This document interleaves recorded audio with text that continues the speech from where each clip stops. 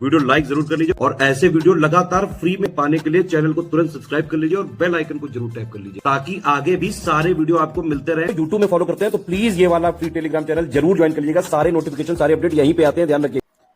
नमस्कार दोस्तों, स्वागत है आपका स्टडी फॉर एग्जाम्स में। दोस्तों, यूपीट्रिपलएससी पीटी के सामान्य अध्ययन सीरीज का यह चौथा वीडियो है और इसके 3 वीडियो पहले आ चुका है। उसके लिए प्लेलिस्ट बना दिया गया है।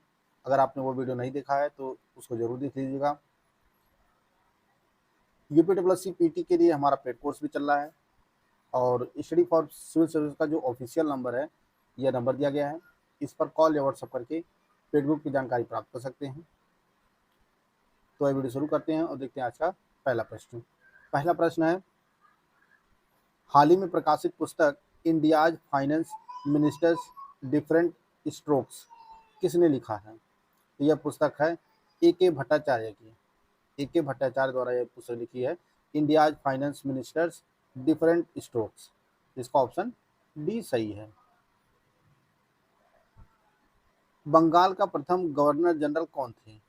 तो बंगाल के जो प्रथम गवर्नर जनरल थे वह लॉर्ड वॉरेन हेस्टिंग्स थे और ये 1773 से 85 तक 1785 तक बंगाल के पहले गवर्नर के रूप में कार्य किए। तो इसका ऑप्शन जो है बी सही है।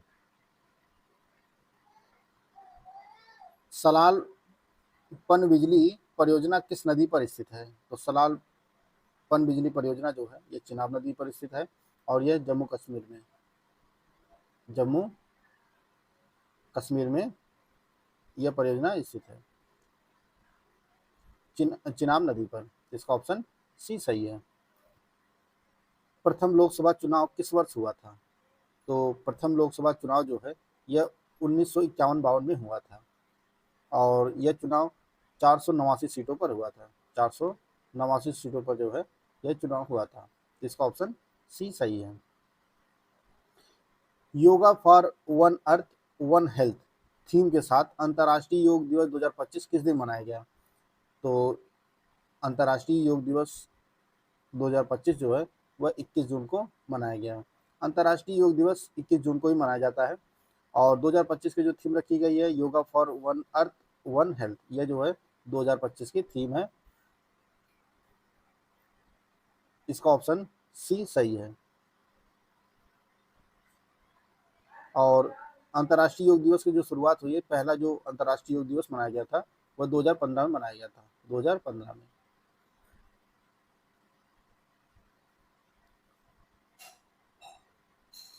अगला प्रश्न है, आर्य समाज की स्थापना दयानंद सरस्वती ने कब की थी? तो आर्य समाज की स्थापना जो है दयानंद सरस्वती जी ने 1875 में की थी, बॉम्बे में की थी। बॉम्बे में इसकी स्थापना की गई थी। तो इसका सही आंसर जो है वह डी है। करो या मरो, करो या मरो का नारा जो है किसने दिया था? तो यह नारा महात्मा गांधी जी द्वारा दिया गया था। 1942 में जो है भारत छोड़ो आंदोलन के दौरान यह जो है नारा दिया गया था, 1942 में महात्मा गांधी जी के द्वारा। अगला प्रश्न है, institute for economics and peace द्वारा जारी वैश्विक शांति सूचकांक 2025 में 163 देशों में भारत किस स्थान पर है? तो भारत 115वें स्थान पर है। वैश्विक शांति सूचकांक 2025 में 163 देशों में भारत जो है 115वें स्थान पर है। और जो शीर्ष के देश हैं, शीर्ष के 3 देश जो हैं वो आइसलैंड पहले स्थान पर है, आइसलैंड। दूसरे स्थान पर आयरलैंड है, आयरलैंड। और तीसरे पे जो है वह न्यूजीलैंड है, न्यूजीलैंड। ये शीर्ष के 3 देश हैं। बात करें इस सूचकांक की, तो यह सूचकांक जो है 2007 से जारी किया जा रहा है institute for economics and peace के द्वारा। तो इसका ऑप्शन जो है बी सही है।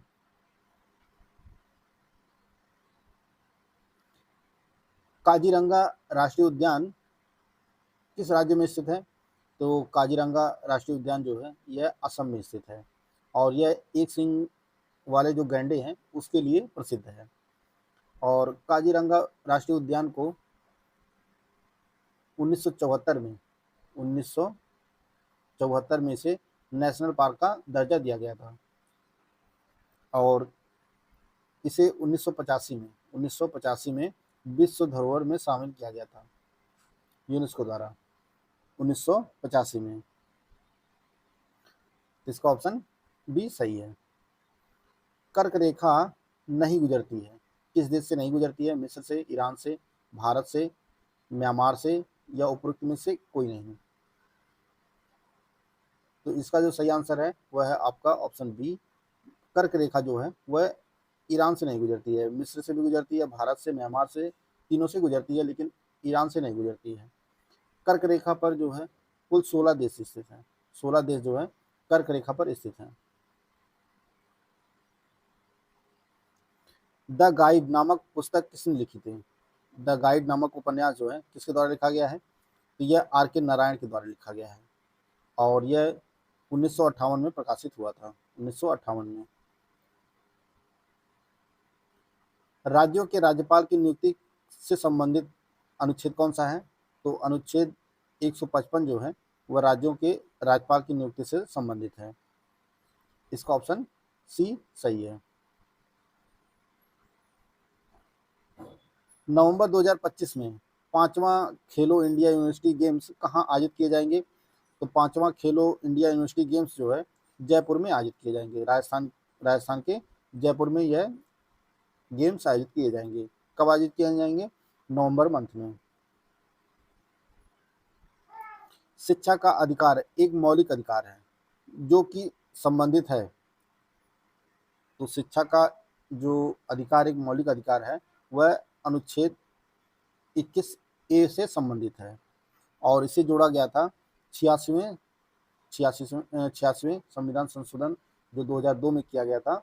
86वां संविधान संशोधन 2002 में किया गया था और उसी में जो है अनुच्छेद 21A जोड़ा गया था और शिक्षा को इस संविधान संशोधन के द्वारा जो है शिक्षा को मौलिक अधिकार बनाया गया था। तो इसका जो सही आंसर है वह आपका ऑप्शन ए है, अनुच्छेद 21A। निम्न में से किसने संविधान सभा में उद्देश्य प्रस्ताव रखा था? तो संविधान सभा में उद्देश्य प्रस्ताव जो है वह जवाहरलाल नेहरू जी के द्वारा जो है 1946 में पेश किया गया था। 1946 में।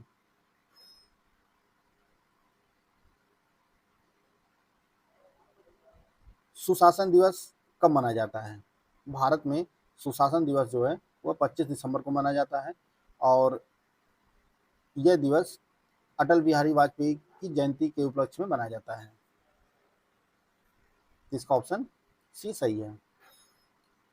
इनमें से किस प्रकार की अर्थव्यवस्था में संसाधनों पर निजी अधिकार होते हैं और आर्थिक गतिविधियों का मुख्य उद्देश्य लाभ अर्जित करना होता है?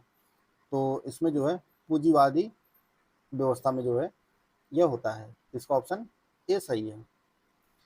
100 रुपए के नोट किसके द्वारा हस्ताक्षरित होता है?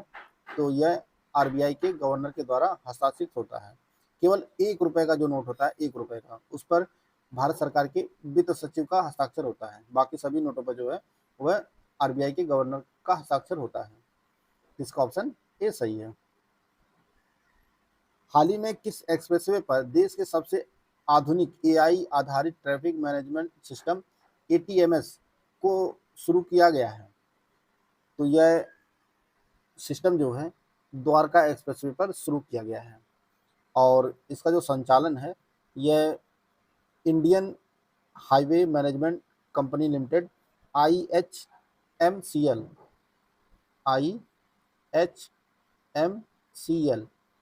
के द्वारा जो है यह संचालित किया जा रहा है। इसका ऑप्शन बी सही है। प्रतिरोध का एसआई मात्रक होता है? तो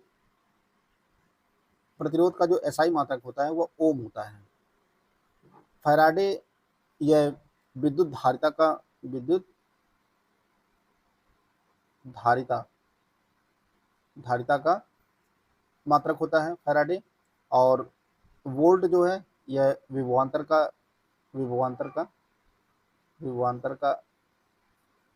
मात्रक होता है। और एम्पियर आप तो पता ही होगा, यह विद्युत धारा का मात्रक होता है, विद्युत धारा का। तो इसका ऑप्शन बी जो है वह सही है। प्रतिरोध का जो एसआई मात्रक होता है वह ओम होता है। भारत का केंद्रीय आलू अनुसंधान संस्थान कहाँ है? तो यह शिमला में स्थित है। फोटोग्राफी में उपयोगी पदार्थ कौन सा है? तो फोटोग्राफी में जो यूज होता है वह सिल्वर ब्रोमाइड यूज होता है। और इसका जो सूत्र होता है वह आपका AgBr, इसका सूत्र होता है। फोटोग्राफी में जो है वह सिल्वर ब्रोमाइड यूज होता है। इसका ऑप्शन सी सही है। दोस्तों 15 मई 2025 से UPT+ PT 2025 के लिए हमारा पेड ग्रुप शुरू हो रहा है और यह पेड ग्रुप आपको दोनों भाषाओं में उपलब्ध होगा। PT 2025 की अगर आप कंप्लीट तैयारी करना चाहते हैं तो आप हमारा कंप्लीट बैच ज्वाइन कर सकते हैं। इसके लिए जो फीस रखी गई है वो 1500 रुपये रखी गई है। इसमें पूरा स्टडी मटेरियल दिया जाएगा, टेस्ट सीरीज प्रोवाइड किया जाएगा, पेड क्विज प्रोवाइड किया जाएगा, सब कुछ जो आपको इसी में प्रोवाइड किया जाएगा। अगर आपने ये पेड ग्रुप ज्वाइन कर लिया है तो आपको कोई भी और पेड ग्रुप या कुछ भी ज्वाइन करने की जरूरत नहीं है। सब कुछ जो स्टडी मटेरियल, टेस्ट सीरीज, सब कुछ आपको इसी में प्रोवाइड की जाएगी। अगर आप केवल स्टडी मटेरियल का ग्रुप ज्वाइन करना चाहते हैं तो इसके लिए जो फीस रखी गई है वह 800 रुपये रखी गई है। इसमें आपको ऑफिशियल सिलेबस के अनुसार जो है आपको स्टडी मटेरियल प्रोवाइड किया जाएगा। अगर आप केवल टेस्ट सीरीज लेना चाहते हैं तो इसके लिए जो फीस है 500 रुपये रखी गई है और इसमें आपको 25 टेस्ट सीरीज प्रोवाइड की जाएगी। इसमें फुल लेंथ जो है 10 होंगी और 15 जो है टॉपिक वाइज होगी। केवल अगर आप पेड क्विज का जो ग्रुप ज्वाइन करना चाहते हैं तो इसके लिए जो फीस है वो 500 रुपये है और इसमें आपको कम से कम जो है 2000 क्वेश्चन की प्रैक्टिस कराई जाएगी। इनमें से आप कोई भी ग्रुप ज्वाइन करना चाहते हैं तो यह नंबर दिया गया है 8564880530 या 7523864455। इस पर कॉल या व्हाट्सएप करके पेड ग्रुप की जानकारी प्राप्त कर सकते हैं। निम्नलिखित में से कौन सी लीबिया की राजधानी है? तो लीबिया की जो राजधानी है वो त्रिपोली है। बीजिंग है चीन की राजधानी है, चीन की। सैन जोस यह जो है कोलंबिया का शहर है, सॉरी कोलंबिया का नहीं, कैलिफोर्निया का शहर है, कैलिफोर्निया का शहर है, कैलिफोर्निया का शहर है सैन जोस। ढाका जो है बांग्लादेश की राजधानी है, बांग्लादेश की। एलोरा की गुफाएं स्थित हैं। तो एलोरा की गुफाएं जो है वो महाराष्ट्र के औरंगाबाद जिले में स्थित हैं और इसमें कुल 34 गुफाएं हैं। 34 गुफाओं का यह परिसर है, 34 गुफाओं का यह परिसर है। और ये गुफाएं जैन, बौद्ध और हिंदू धर्म से संबंधित हैं। इनमें जो है जैन के भी मंदिर मिले हैं, बौद्ध के भी मंदिर मिले हैं और हिंदू धर्म के भी मंदिर मिले हैं इन गुफाओं में। और एलोरा गुफाएं कहाँ स्थित हैं? वह महाराष्ट्र के औरंगाबाद में स्थित हैं। सीवी रमन को नोबेल पुरस्कार कब प्राप्त हुआ था? 35 में, 28 में, 1932 में, 1936 में? तो इसमें ई ऑप्शन सही है। सीवी रमन को जो नोबेल पुरस्कार प्रदान किया गया था वो 1930 में किया गया था, 1930 में। और इनका जो पूरा नाम था वह सर चंद्रशेखर वेंकट रमन इनका पूरा नाम था, जिन्हें शॉर्ट फॉर्म में सीवी रमन के नाम से जानते हैं। और इनका जन्म जो है कर्नाटक में हुआ था, कर्नाटक राज्य में। और इन्हें जो नोबेल पुरस्कार दिया गया था वह प्रकाश के प्रकीर्णन पर कार्य के लिए इनको नोबेल पुरस्कार दिया गया था 1930 में। तो इसका ऑप्शन जो सही है वो आपका ऑप्शन ई सही है, उपयुक्त में से कोई नहीं। तो दोस्तों यह कुछ महत्वपूर्ण प्रश्नोत्तरी थे जिसको हम लोग इस वीडियो के माध्यम से कवर कर चुके हैं। वीडियो अगर आपको अच्छा लगे तो लाइक कर सकते हैं, चैनल को सब्सक्राइब कर लीजिए। मिलते हैं नेक्स्ट वीडियो में, तब तक के लिए जय हिंद, जय भारत।